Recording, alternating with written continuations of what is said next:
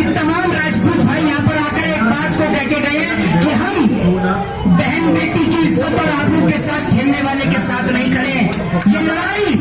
ये लड़ाई जाट वर्सेस राजपूत की नहीं, ये लड़ाई देश की बेटी वर्सेस देश की इज्जत लूटने वालों के बीच है। इस लड़ाई में तमाम जाति धर्म समुदाय के लोग एक साथ खड़े हैं। इसमें ब्राह्मण शूद्र वैश्य क्षत्रिय हिंदू मुस्लिम सिख ईसाई सभी जाति सभी धर्म और सभी मजहब के लोग इस लड़ाई में बढ़ चढ़ कर हिस्सा ले रहे हैं। नेताओं के बच्चों को खड़ा कर दीजिए और किसान कभी आत्महत्या नहीं करेगा। खेती करने के लिए नेताओं के बच्चों को भेज दीजिए। पीछे का कारण यह है कि ब्रजभूषण शरण सिंह के 50 से 60 डिग्री कॉलेज है, खुद का हेलीकॉप्टर है, चार्टर्ड प्लेन है और नरेंद्र मोदी जी को डर है कि अगर ब्रजभूषण शरण सिंह को गिरफ्तार करवा दिया तो कहीं 4-5 राज्यों में लोकसभा की सीटें ना हिल जाएं। मोदी जी तो वोट बैंक की राजनीति करते हैं, उनको वोट बैंक कराया जाए बस इसलिए। लेकिन मैं आपको बता दूं कि तमाम राजपूत भाई यहाँ पर आकर एक बात को कह के गए हैं कि हम बहन बेटी की इज्जत और आबरू के साथ खेलने वाले के साथ नहीं खड़े। ये लड़ाई जाट वर्सेस राजपूत की नहीं, ये लड़ाई देश की बेटी वर्सेस देश की इज्जत लूटने वालों के बीच है। इस लड़ाई में तमाम जाति धर्म समुदाय के लोग एक साथ खड़े हैं। इसमें ब्राह्मण शूद्र वैश्य क्षत्रिय हिंदू मुस्लिम सिख ईसाई सभी जाति सभी धर्म और सभी मजहब के लोग इस लड़ाई में बढ़ चढ़ कर हिस्सा ले रहे हैं। और इसका नतीजा आपको कल जंतर मंतर पर दिख ही गया। जंतर मंतर पर तब इतनी भारी संख्या में पब्लिक पहुंची, तब कहीं जाकर कहीं पब्लिक ने को रोक भी लिया था। बहुत सारे लोगों को जंतर मंतर पर पहुंचने नहीं दिया, क्योंकि जो हरियाणा से जो लोग आ रहे थे और पंजाबों से जो लोग आ रहे थे उनको बॉर्डरों पर ही रोक दिया गया। लेकिन 28 तारीख जिस दिन देश के प्रधानमंत्री जी नई पार्लियामेंट का उद्घाटन करेंगे, उस दिन हमारी नारी शक्ति अपनी भुजाओं की अपनी बाहुबल की ताकत दिखाएगी। और बाहुबल की ताकत जो है वो हथियारों से नहीं दिखाई जाती, बाहुबल की ताकत दिखाई जाती है अपनी आवाज से। जिस प्रकार से सत्य और अहिंसा का साथ देते हुए महात्मा गांधी ने अंग्रेजों को इस देश से खदेड़ा था, ठीक उस प्रकार से हमारी देश की नारी शक्ति सत्य और अहिंसा के मार्ग पर चलते हुए बहन बेटियों की इज्जत और आबरू लूटने वालों को इस देश से खदेड़ने का काम करेंगी। 28 तारीख के दिन हमारी नारी शक्ति, जितना हम जानते हैं हमें भी पता है कि यहाँ पर बैरिकेडिंग कर दी जाएगी, हमारी नारी शक्ति को निकलने नहीं दिया जाएगा यहाँ से। लेकिन फिर भी हमारे देश की बहन बेटियां संसद तक जाएंगी, ताकि पता तो चले देश के तमाम लोगों को कि देश के प्रधानमंत्री ने जो कांड रुई लगा रखी है, कम से कम वो रुई निकले तो, ताकि प्रधानमंत्री को समझ में आ सके कि जो बेटियां 1 महीने से सड़कों पर बैठी है, जिनकी एफआईआर सुप्रीम कोर्ट के जरिए दर्ज हुई, उनकी आप सुनने वाले भी नहीं है। जब आप पानीपत में खड़े होकर बोलते हैं बेटी बचाओ बेटी पढ़ाओ, हमें भी बड़ी खुशी होती है, क्योंकि हमारे भी घर में मेरी भी बहनें, मैं भी किसी माँ के पेट से जन्म लिया हूँ। हमें बड़ी खुशी होती है कि हमारे देश के प्रधानमंत्री बेटी बचाने की और बेटी पढ़ाने की बात करते हैं। लेकिन आपने यह नहीं बताया कि बेटियों को किससे बचाने की जरूरत है। अरे बेटियों को बचाने की जरूरत है आपकी पार्टी के नेताओं से। वो आपकी पार्टी का नेता कुलदीप सिंह सेंगर जो एक बेटी के साथ बलात्कार करता है, वो आपकी पार्टी का नेता जो विधानसभा में बैठ के पोर्न वीडियो देखता है। किसी ने नहीं सोचा था भाई मेरे घर से भी आर्मी के अंदर है, मेरे घर से भी फौजी है, मैं जानता हूँ कि एक फौजी के अंदर क्या जज्बा होता है। आज हमारे देश के जवानों को 1 महीने से जंतर मंतर पर बिठा रखा है। जब मेरा भाई इंडियन आर्मी में भर्ती होने के लिए गया था तो कभी उसने ये नहीं सोचा था कि हम अपने देश के लोगों के ऊपर लाठी डंडे भाजेंगे। नहीं, उन लोग के अंदर बस एक ही जज्बा होता है कि हम इस मुल्क की, इस भारत माँ की हिफाजत करेंगे, इस देश के लोगों की हिफाजत करेंगे। लेकिन हमारे देश की सरकार को देखिए, हमारे देश के लोगों से और हमारे को ही पिटवाने का काम करती है। जब किसान आंदोलन चल रहा था तो हमारे 750 से ज्यादा किसान भाई उस आंदोलन के दौरान शहीद हो गए थे। किसी देश की सरकार ने, किसी राजनेता ने नहीं पूछा कि उनके घर का चूल्हा कैसे जलेगा। और उस किसान आंदोलन के बाद आज भी हमारे कई किसान भाई, उनके बेटे, उनके बच्चे आज भी जेलों के अंदर सड़ रहे हैं। लेकिन इस देश की न्यायपालिका को देखिए कि जिसने किसानों के ऊपर ट्रैक्टर चलाया वो जेल के बाहर है, और जो अपने हक की लड़ाई लड़ रहा था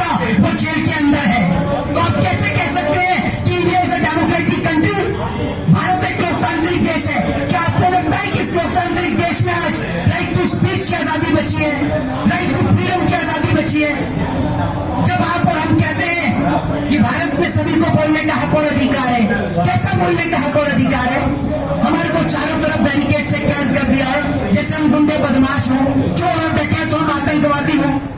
आतंकवादी इस देश में घुस जाते हैं तब आपको पता नहीं चलता, हमारे देश के जवान शहीद हो जाते हैं तो आपको पता नहीं चलता, हमारे किसान भाई खेत में पराली जलाते हैं और सैटेलाइट बता देती है कि यहाँ पराली जल रही है, लेकिन 350 किलो RDX और जेलेटिन कैसे आया वो नहीं बताता सैटेलाइट। क्यों नहीं बताता भाई?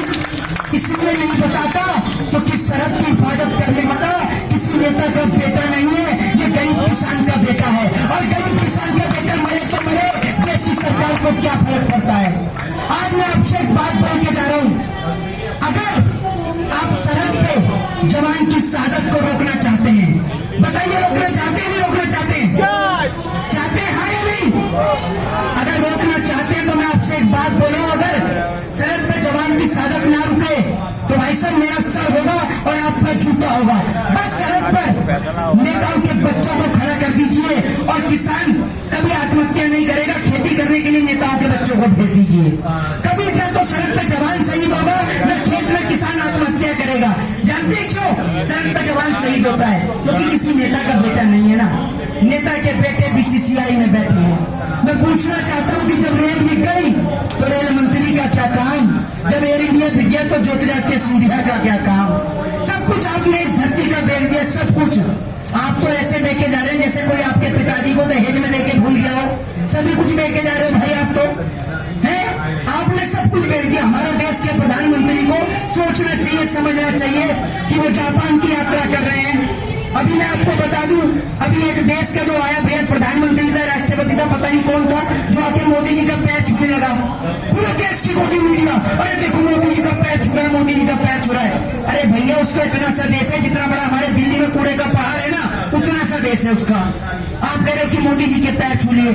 अरे मोदी जी की विदेश नीति अगर इतनी मजबूत होती तो अरुणाचल प्रदेश पे तो चाइना के लोग हमारी धरती को वहां को कब्जा करके बैठे हैं, मोदी जी क्यों नहीं छुड़ा लेते? क्यों नहीं छुड़ाते नरेंद्र मोदी जी? जरा सवाल का जवाब दें। नरेंद्र मोदी जी दुनिया के बच्चों को तो बहुत सलाह देते हैं ना, पता ही नहीं सलाह देते रहते हैं, पकौड़ा तल लो, चाय बेच लो, सब रोजगारी है। अभी मोदी जी का एक भाषण सुन रहा था, भाई साहब इन्होंने मुंगेरी लाल को भी फेल कर दिया, झूठ बोलने में शेख चिल्ली को भी फेल कर दिया। कह रहे जी मेरा एक पूरी बाजू का कुर्ता था, पूरी बाजू का कुर्ता था, मेरे को धोने में बड़ा समय लगता था, मैंने 35 साल भीख मांग के खाई है। ये मोदी जी का ऑफिशियल भाषण है, सुनिएगा। मोदी जी बोलते हैं मैंने 35 साल भीख मांग के खाई है, मेरा पूरी बाजू का कुर्ता था, उसको धोने में समय जाता था, मैंने कुर्ते की बाजू ही काट दी। भैया बताइए, अरे भीख मांगने का कोई टाइम होता है क्या? किस उम्र 9 से 12 बजे तक भीख मांग सकते, उसके बाद नहीं? मतलब एक झूठ बोलने की सरहद और सीमा होती है। फिर बांग्लादेश पहुंच गए मिनिस्टर साहब, बांग्लादेश जाके कहता है मैंने बांग्लादेश की लड़ाई लड़नी। भाई साहब जिस दिन बांग्लादेश में ये बात बोली ना कि मैंने बांग्लादेश की लड़ाई लड़ी है, मैं तो उसी दिन से घबरा गया कि कल को अगर ये आदमी श्रीलंका पहुंच गया तो श्रीलंका जाके ये ना कह दे कि राम जी की सेना में तो विंग कमांडर नहीं था। मैं तो इसी बात से परेशान हूँ। देश के प्रधानमंत्री जी, और मैं आपको मैं बता दूं जिस जंतर मंतर पे आप और हम बैठे हैं, इसी जंतर पर कुछ टाइम पहले जो है सिलेंडर वाला डिस्को चलता था। ये पीछे देख रहे दीवार, यहीं पर सिलेंडर वाला डिस्को चलता था। आज मैं उनका नाम भी नहीं लेना चाहूंगा, बिल्कुल मेरा नाम लेने का मन भी नहीं करता सर। मेरी आत्मा को बड़ा दुख पहुंचता है और देश की बहन बेटियों से भी कहना चाहूंगा कि आप ऐसी महिलाओं को वोट करके भेज देते जो आपकी आवाज भी नहीं उठाती।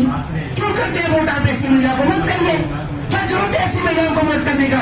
इनकी बेटी के ऊपर बात आ जाए तो सदन में चिल्लाएंगी, देश की बेटियों के ऊपर बात आ जाए तो गले से आवाज ही निकलती, क्योंकि सत्ता का फेविकोल लटक जाता है।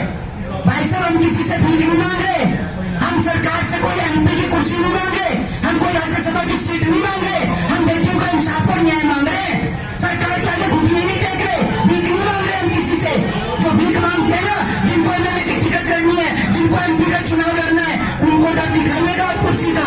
हम नहीं डरते, क्या करेंगे आप हमारा? मार देंगे? नहीं डरते भाई साहब हम मौत से, क्योंकि मेरे दादाजी फ्रीडम फाइटर रहे हैं। ये जो खून है ना, ये स्वतंत्र सेनानी के बेटे का खून है, याद रखिएगा। हम किससे डरते नहीं है। हमारे भाई जब सरहद पर जान गंवा रहे हैं तो हम भी देश की बेटियों के लिए अपनी गर्दन कटा सकते हैं। हम अपने आप को बड़ा सौभाग्यशील मानेंगे कि हमारा खून अगर इस देश के लिए काम आएगा, आएगा। और आज देश के तमाम नौजवानों को एक बात बोलना चाहता हूँ कि आप लोग ये समझते हैं ना कि आज आप इन बहन बेटियों के साथ नहीं खड़े होंगे तो याद रखिएगा कल को कोई आपके साथ भी खड़ा नहीं होगा, क्योंकि हम लोग पिंजरे में कैद उस मुर्गे की तरह है। कसाई किसको काटने के लिए बाहर निकालता है, बस भाई फड़फड़ाता है, बाकी के सारे चुप रहते हैं। वो लोग सोचते हैं मैं काटा ही नहीं जाएगा, ये उनकी गलत फहमी है। इस देश में एक एक करके सबका नंबर आ रहा है। पहले मुसलमानों को बिठाया, फिर जवानों को बिठाया, फिर किसान को बिठाया और अब पहलवानों को बिठा दिया। ना जाने अगला नंबर किसका होगा। या तो आप इस सरकार के आगे सरेंडर हो जाइए, घुटने टेक दीजिए, सरकार के खिलाफ आवाज उठाएंगे, या तो सीबीआई और ईडी की आपके पीछे जांच लगा देंगे, नहीं तो उठा के जेल में बंद कर देंगे। लेकिन हम जानते हैं आप जेल बंद करके क्या करेंगे हमें। आप हमें जेल में डराते हैं, हम कोई टेररिस्ट हैं, हम गुंडे बदमाश हैं, हम नहीं डरते आपकी जेलों से। मैं खुद कानून का छात्र हूं, आप किस बेस पर मैं बंद करेंगे। आर्टिकल 90 में परमिशन देता है बोलने की, आर्टिकल 90 में प्रोटेस्ट करने की आजादी देता है। या सरकार से परमिशन लेके बैठे हुए प्रोटेस्ट करने की हमें आजादी है। बाहर से आप उन लोगों को लेके जा सकते हैं जो लोग भड़काऊ भाषण देते हैं, हमें नहीं उठा सकते। हम किसी को कोई भड़काऊ भाषण नहीं देते। हम जानते हैं कानून के सेक्शन, हम जानते हैं आर्टिकल, हम जानते हैं कॉन्स्टिट्यूशन को। आपको नहीं पता होगा कॉन्स्टिट्यूशन, आप कॉन्स्टिट्यूशन भूल जाते हैं, तभी तो हमें सुप्रीम कोर्ट का सहारा लेना पड़ता है एफआईआर दर्ज कराने के लिए। तो क्या आप संविधान ही भूल जाते हैं? अगर आपको संविधान याद रहता तो आज ब्रजभूषण चरण सिंह के खिलाफ एफआईआर दर्ज कराने के लिए हमें सुप्रीम कोर्ट का सहारा नहीं लेना पड़ता। लेकिन वाकई इस देश की सरकार ऐसी है जो कुछ बोलने को तैयार ही नहीं है। प्रधानमंत्री तो बोलने को तैयार नहीं है, और इस देश की मीडिया के लिए तो मैं क्या ही कहूं। इस देश की मीडिया को तो अगर कल को मोदी जी ने कहती है ना, भाइयों बहनों मित्रों, कल रात को मैंने हाथी का अंडा देखा, मीडिया सुबह गई, मैंने तो ऑमलेट ही दिखा रखा है उसका। ये नहीं सुधरने वाले भाई साहब, इनका कुछ नहीं हो सकता, इनका कभी कुछ नहीं हो सकता। इन लोगों के पास इतना समय है कि अपने टीवी चैनल पर बुलाकर धीरेन्द्र शास्त्री का इंटरव्यू लेते हैं। इनके पास इतना समय नहीं है कि एक एक दिन, एक एक घंटा, एक एक खिलाड़ी को बुलाकर इनका इंटरव्यू ले, ताकि पूरे देश को बात का पता चले कि आखिर क्यों बैठे हैं 30 दिन से। आप कहते हैं कि राजनीति कर रहे हैं, राजनीति कर रहे हैं। अरे मैं आपसे कहता हूँ, आप लगाइए किसी नेता के ऊपर आरोप और अपनी बहन बेटी की सत्ता आबरू को उछलवाइए, है आप पे दम? आप कहते हैं राजनीति करें, कौन कहता है राजनीति कर रहे हैं? ये बहन बेटियां न जाने 2-3 दिन 4 दिन तो सोई नहीं होंगी कि हम ये बात बोले ना बोले। और मैं कहना चाहूंगा, माँ बाप को नमन करना चाहूंगा जिन माँ बापों ने ऐसी वीर बेटियों को पैदा किया, जिन्होंने अपने ऊपर हो रहे अत्याचार के खिलाफ कम से कम आवाज तो उठाई। न जाने कितनी बेटियां हैं जिनके साथ इस देश में यौन शोषण हो जाता है, रेप हो जाता है, बलात्कार हो जाता है, वो बेटियां अपनी आवाज नहीं उठा पाती। आप हिंदुओं की बात करते हैं, हिंदू धर्म की बात करते हैं, कहाँ है आज बजरंग दल? बताइए ना आप मुझे, ये बेटियां मुसलमानों की बेटियां हैं, कहाँ है बजरंग दल, कहाँ है आरएसएस, कहाँ है विश्व हिंदू परिषद? बताइए ना आप मुझे, ये मुसलमानों की बेटी थोड़ी है, ये तो हिंदुओं की बेटी है। आप क्यों नहीं आते, क्यों नहीं बोलते आप इन बेटियों के लिए? क्योंकि आपको याद ही सिर्फ तब आता है हिंदू जब इलेक्शन का टाइम होता है। इलेक्शन के बाद कोई हिंदू नहीं है। आप भूल गए, हाथरस में रातों रात एक बेटी के सबको जला दिया गया, रातों रात, जबकि हिंदू धर्म के मुताबिक सूर्यास्त हो जाने के बाद में कभी भी सबको नहीं जलाया जाता, सबका अंतिम संस्कार नहीं किया जाता। लेकिन आप देखिए, रातों रात सबको जला दिया, कोई नहीं बोला। लोग 4 दिन 5 दिन कैंडल लेके निकले, उस परिवार के घर पर गए, और आज सब लोग भूल गए। क्योंकि इस देश के अंदर आए दिन इतनी घटनाएं घटित होती हैं कि लोग पिछली घटनाएं भूल जाते हैं। जिस दिल्ली में आप बैठे हुए हैं, इसी दिल्ली में नए साल के जश्न के दौरान एक बेटी को कई किलोमीटर तक घसीट दिया गया। कोई इसलिए नहीं बोला क्योंकि उसमें बीजेपी का नेता शामिल था। भाई साहब, बीजेपी के नेता जो सबसे ज्यादा अत्याचार इस देश के अंदर हिंदुओं के ऊपर ही हो रहा है, ये मैं आपको बता दूं। जब जब बीजेपी की सरकार सत्ता में आती है, तब तब इस देश में सबसे ज्यादा हिंदू ही मरता है, मैं आपको बता दूं। क्योंकि अगर हिंदू मरेगा नहीं तो इन्हें वोट भी नहीं मिलेगा। हिंदू मुसलमान के नाम पर, नारायण के नाम पर ही तो वोट लेते हैं। इनसे कोई पूछे कि जो आप हिंदू मुसलमान करते हैं, आपकी पार्टी में जो मुसलमान दमाद है, इनका कल के बाद जब अग्निपथ की स्कीम से हमारे जवान जब बॉर्डर से लौट कर आएंगे तो लोग बिजनेस कर सकते हैं। एक बात आप मुझे बताइए, तमाम मेरे बुजुर्ग चाचा बैठे हुए हैं यहाँ पर, ताऊ जी बैठे हुए हैं, एक बात आप मुझे बताइए, आपके सबके बेटे आर्मी में हैं, खेती खेतीबाड़ी करते हैं, आप सबको अच्छी तरीके से पता है। एक बात आप मुझे बताइए, जब आपका बेटा मिलिट्री की तैयारी करता है तो क्या उसके अंदर कभी ये सोच आती है कि मैं पैसे कमाऊंगा? आती है क्या? कभी नहीं आती जी, आती नहीं है।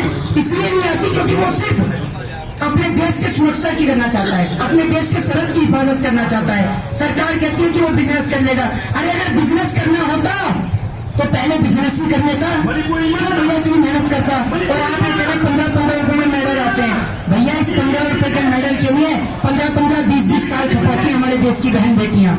जब आप सोचिए ओलंपिक चल रहा था, हमारी निगाहें टीवी के ऊपर गई हुई थी कि कहीं कोई तो हमारे देश का नाम रोशन करे, कहीं तो हमारे देश का नाम आए। टीवी पे सब लोग आंखें गड़ाकर बैठे थे।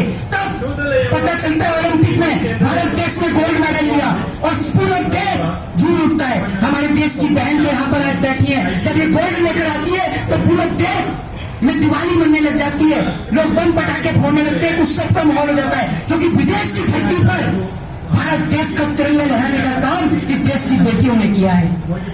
लेकिन आपको मैं एक बात बता दूं, जो हालात इस देश के पहलवानों के हैं वही हालात इस देश के जवान के भी हैं, इस देश के किसान के भी हैं। अभी कुछ दिन पहले जम्मू कश्मीर के अंदर 5 जवान वीर गति को प्राप्त हो गए।